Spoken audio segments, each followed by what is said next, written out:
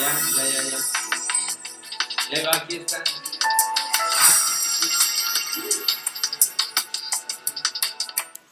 Soy Ethel Soriano y te doy la bienvenida a Salud y Bienestar. Hoy conoceremos todo sobre los disruptores metabólicos, cuestiones en el ambiente que nos hacen daño, serios daños a nuestra salud. Esto y más aquí, en Salud y Bienestar. Comenzamos.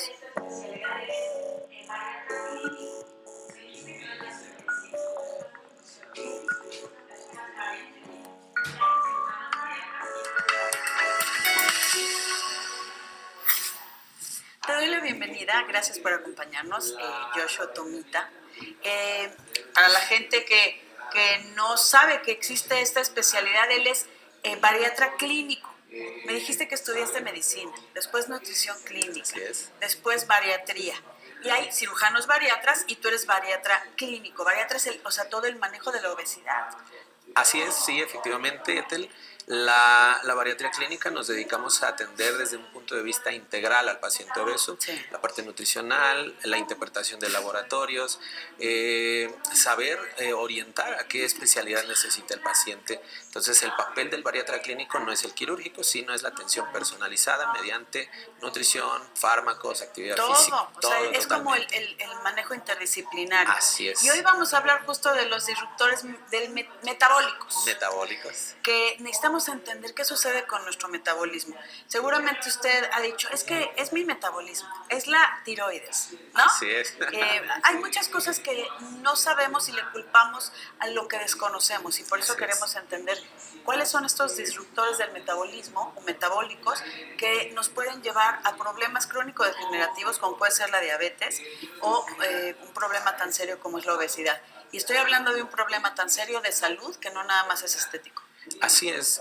Efectivamente, yo hace unos días tuve una plática con un grupo de médicos y les decía que muchos pacientes escuchamos de ellos que dicen, doctor, el aire respiro y engordo, no como y engordo. Sí. Yo les decía lo que para eso en un pasado parecía una locura, hoy en día no está lejos de ser una realidad. Un disruptor metabólico es un contaminante ambiental que cuando lo absorbemos por vía, por ejemplo, de la piel, Sí. o lo absorbemos vía respiratoria, oral, o a través de las conjuntivas de los ojos, de la boca, se absorben y al pasar al torrente sanguíneo pueden generar o emular alguna función hormonal, ¿sabes? Eso es bien importante porque nosotros creemos que, como tú dices, que la tiroides es la responsable de la obesidad, que la edad, que la menopausia. Hoy en día son factores que afectan, pero no son determinantes para que el paciente desarrolle una obesidad tan grande, tan agresiva y que como hoy en día miramos que sea una obesidad que sea muy difícil de bajar. Claro. Los disruptores endocrinos, como lo mencionaba, son contaminantes ambientales que provienen de la industria alimentaria, provienen de la industria farmacéutica y de todo tipo de industria que genera desechos tóxicos. Como te repito, son contaminantes que polucionan en el medio ambiente y que por cualquier vía aérea, del agua, de los alimentos, podemos llegar a nuestro organismo. El tema que es de disruptores metabólicos, yo espero que sea de concientizar a tu querido público porque hay etapas de mayor vulnerabilidad en donde si somos expuestos en esas etapas se puede llevar una programación de diabetes y obesidad en etapas futuras de la vida. Adelantándome un poquito, los primeros 1000 días de vida. A ver, eso es importantísimo, los primeros 1000 días de vida, donde pero estoy hablando desde que se gesta, ¿no? Así es. Ok, desde la gestación, no desde que nace. Exacto, los primeros 1000 días de vida, que es desde el primer día en donde el embrión, más bien donde el óvulo y el espermatozoide se unen, Sí. hasta que nace el bebé. Estamos hablando de 9 meses, 270 días aproximadamente, más el primer año de vida, que son 365, más el segundo año de vida, que son otros 365. Ok, por eso es tan importante eso, sí. Sumados dan aproximadamente 1000 días. Bueno, sumados dan 1000 días. Sí.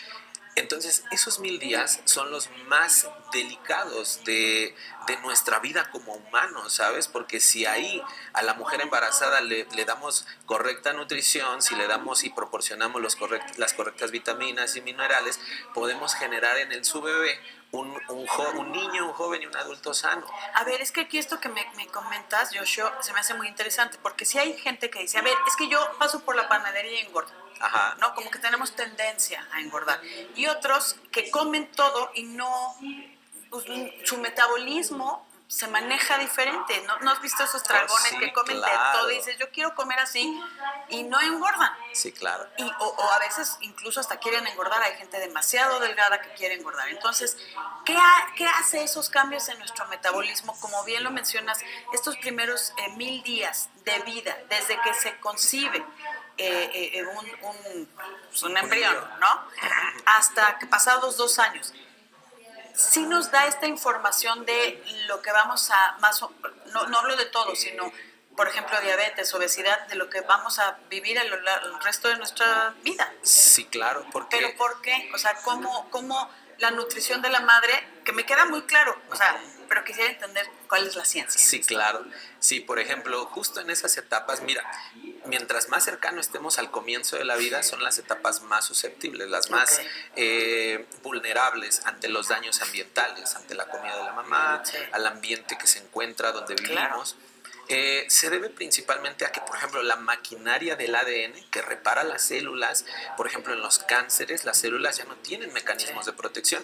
Bueno, aquí, hablando de tema metabólico, hay mecanismos genéticos que todavía no están maduros en esas etapas embrionarias. ¿Los cambian? La placenta, la barrera placentaria es una barrera que muchas veces permite la entrada a muchos disruptores metabólicos, muchos contaminantes. La barrera hematoencefálica del bebé o de lo que es el embrión del bebé no está madura. En fin, otro ejemplo es el sistema de desintoxicación hepático. No está maduro. ¿El del bebé? Del bebé o el del embrión, sí, del por embrión, así decirlo. No está maduro, sino lo van desarrollando conforme en la vida extrauterina, ya que nacieron, y conforme pasan los tiempos, los días, los meses y años, van adquiriendo esa maduración, van adquiriendo esa fortaleza, y ya después de esa etapa, pues bueno, ya las exposiciones ya son más tenues. Por eso es muy importante que en las etapas embrionarias, en las etapas de embarazo, la mujer tenga ciertos cuidados nutricionales, que no se exponga a muchos contaminantes ambientales. Que ahorita nos dices cuáles son. Ah, sí, efectivamente. Pero a ver, hablando de, nos dices que se exponga a buenos procesos de nutrición, ¿no? Que ahorita tú eres un especialista en esto, que nos vas a decir que sí, que no. Así es. Contaminantes ambientales. El que conocemos, y yo creo que es algo muy común de que se habla, pero no conocemos todo el mundo que hay alrededor, es el tabaco. Digo, o sea, como que sabemos cosas muy específicas. Mujeres embarazadas que están, incluso como fumadores de segunda mano. Tal vez no están fumando, pero están oliendo en ambientes todo, claro. O se van a los bares donde permiten el tabaco. No sé, yo creo que hay ciencia que dice todas las afecciones en circulación, en todo, no solo de la madre, sino también del producto, si lo llamamos así. Obviamente también las cuestiones de nutrición pueden beneficiar o perjudicar, y es como el ambiente, o beneficia o perjudica. Así es. Entonces necesitamos que nos digas, como que sabemos más o menos, y lo digo entre comillas porque sabemos muy poco de los distractores o disruptores metabólicos que hay en el ambiente. Así es.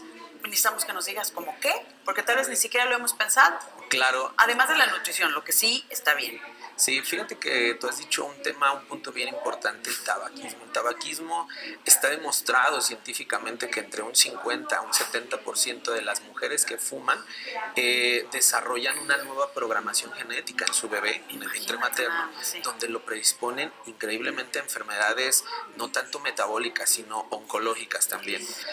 Por ejemplo, en algunos biberones que en el proceso de fabricación lo que hacen es que está añadido ahí el bisfenol A.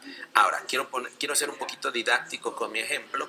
Cuando tenemos a un bebé y llevamos la mamila en la pañalera, dejamos en el carro, en el refri, en el horno, está expuesto a cambios bruscos de temperatura, de ambientes. Entonces, ese bisfenol A lo que hace es que se libera al contenido de la leche, lo que se le da al bebé. Y entonces eso genera trastornos, por ejemplo, a nivel de las células pancreáticas, trastornos a nivel del centro de regulador del apetito y la saciedad en el hipotálamo, problemas en el hígado, que modifica genéticamente todas las funciones. ¿Cómo qué tipo de funciones? Yo pongo un ejemplo. Si yo como un dulce, a lo mejor yo libero una molécula de insulina para que esa glucosa se mantenga en equilibrio. Pero si a ese dulce yo me lo como con un agregado que es bisfenol A, entonces mi organismo puede producir 5 moléculas de insulina y esas 5 moléculas va a generar un estado donde va a desarrollar mucha insulina, se llama hiperinsulinismo. Sí. Es un estado donde se libera en gran cantidad la insulina y eso puede generar que el páncreas se agote. Trabaja de más. Trabaja de más y se agota. Y A ver. entonces, Sí, no, entonces, perdóname. entonces se agota, entonces vienen ahí los diagnósticos de diabetes, viene ahí el uso de la insulina porque el páncreas ya no puede trabajar Pero por este disruptor por los disruptores que no conocemos. que no conocemos y Ese es. potencializan. A ver, pero ese es el punto. En mi vida yo había oído eso del bisfenol A. En mi vida. Ajá. Yo creo que la gente que nos está viendo tampoco. Entonces, ¿cómo sabemos que sí, que no, que biberones? Por ejemplo, yo sí había escuchado, y me voy a ir a una pausa, que, por ejemplo, si tienes las botellas de agua en el coche o Sí. con el calor, las típicas que tienen de plástico, Sí, de plástico. liberan alguna cosa. No te puedo decir qué porque no sé qué sustancia y que no era bueno para la salud. Así es. Pero, o sea, un biberón, estamos hablando que se Claro. supone que está estudiado para darle lo mejor a un bebé, ¿no? Así es. Y más que está iniciando la vida. Vamos a una pausa y regresamos con más aquí en Salud y Bienestar. No se vaya, lo invito a que nos escriba en las redes sociales que aparecen en su pantalla. Volvemos.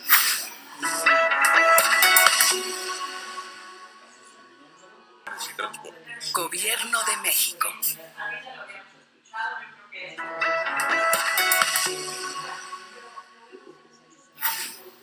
Estamos hablando de los disruptores metabólicos, cosa que no conocemos muchas veces y que alteran nuestro metabolismo y que nos pueden llevar a enfermedades. Así es. Y a ver, Joshua, nos estabas comentando acerca del bifenol A, que en nuestra vida lo habíamos escuchado, yo creo que es como una onda más científica, pero lo vemos en muchos plásticos.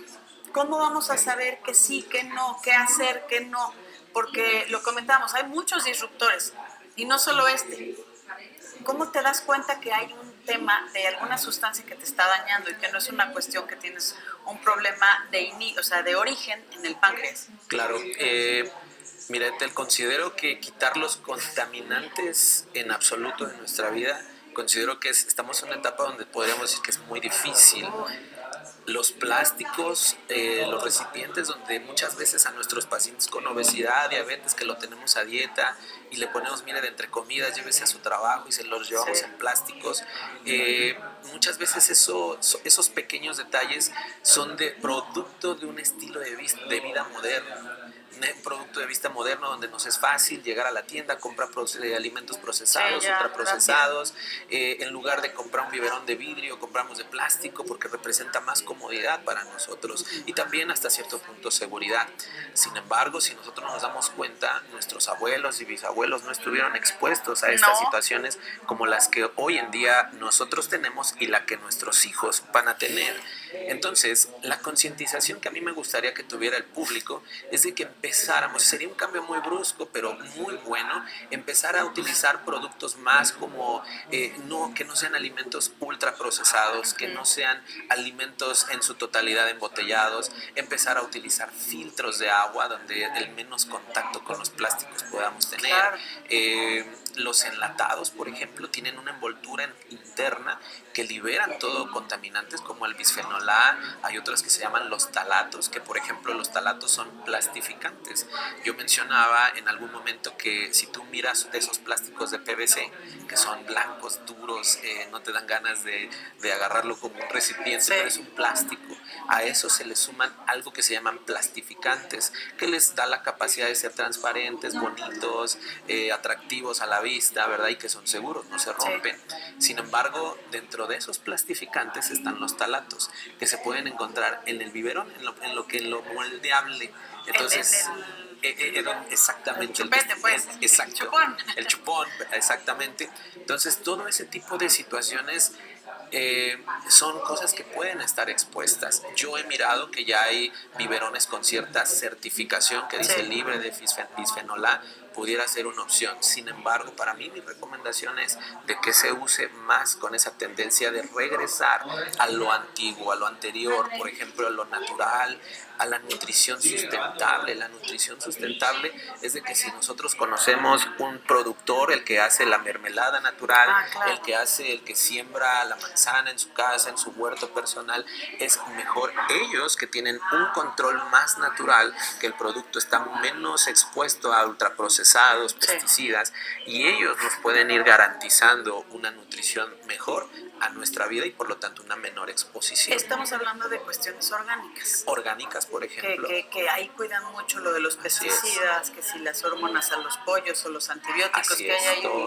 que si son hormonas, que si son antibióticos, ya no sé, pero algo les dan Así es. para que estén menos enfermos. Eso obviamente es como, sí es lógico que debemos, nosotros esta generación, vemos cambios en nuestra alimentación. Porque no es lo mismo el pollo que mataba a tu abuelita, mi abuelita Claro. mataba pollos, a que lo compres y ya todo, porque sí entiendo que es una cuestión de vida fácil, Claro. pero vamos a estar pagando las consecuencias. Ya Exacto. hay alteraciones, por ejemplo, en las niñas, ¿no? O sí. Amenorrea, o sea, que no les baja, Sí. porque tienen ya alteraciones hormonales, dicen, porque todavía no hay nada establecido así, que son cuestiones de las hormonas que le meten a los animales. Sí, todo ese tipo de... Eso también son disruptores metabólicos, potencializan factores metabólicos hormonales que están relacionados con la infertilidad. Y sí, si tenemos una niña que, como te mencionábamos, le bajó desde antes, a los 8 años. O le a los bajó 9, antes, ¿no? Sí, Una menarca más temprana. tiene un riesgo muy alto de sufrir algunos cánceres de la mujer en edad adulta. Claro, porque tiene más exposición a las Exacto, hormonas. y en etapas donde las células son inmaduras todavía. A ver, Joshua, si me puedes así como hacer una listita, ¿cuáles son los disruptores metabólicos más protagónicos? Mira, por ejemplo, de los que provienen de la industria en general, el bisfenol A es uno de los que mayor en contacto estamos. En plásticos, lo encontramos en plásticos. Los talatos, que se vienen también en otro tipo de plastificantes, que bueno, hay que considerarlos. Los parabenos, que son sustancias que se encuentran en los shampoos, en las lociones. Sabes, hoy cuando yo doy este tema, y lo he dado en congresos de índole científico, yo les digo, tenemos que regresar un día al jabón que hace la pequeña microempresaria, que hace sus jabones naturales. Hay desodorantes que son naturales, shampoos. Tenemos que empezar a regresar a ese tipo de cosas. Pero a veces da más como el tema modernismo y facilidad. Y facilidad, claro. Pero vamos a pagar las consecuencias. Se va a pagar las consecuencias. Que muy graves. Bueno, ya las estamos pagando. Ya se están pagando. Vamos a una pausa y volvemos con más aquí. No se vayan.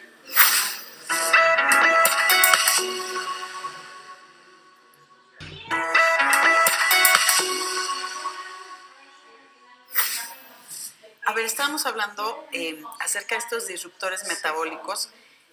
Ya se habla más de los parabenos, por ejemplo. Ya hay productos para el cabello libres de parabenos. Ya, como productos orgánicos, o le llaman productos veganos. Claro. O sea, sí ya empieza una conciencia, una luz por ahí al final del camino, de que ya tenemos conciencia de lo que nos hace daño y que no.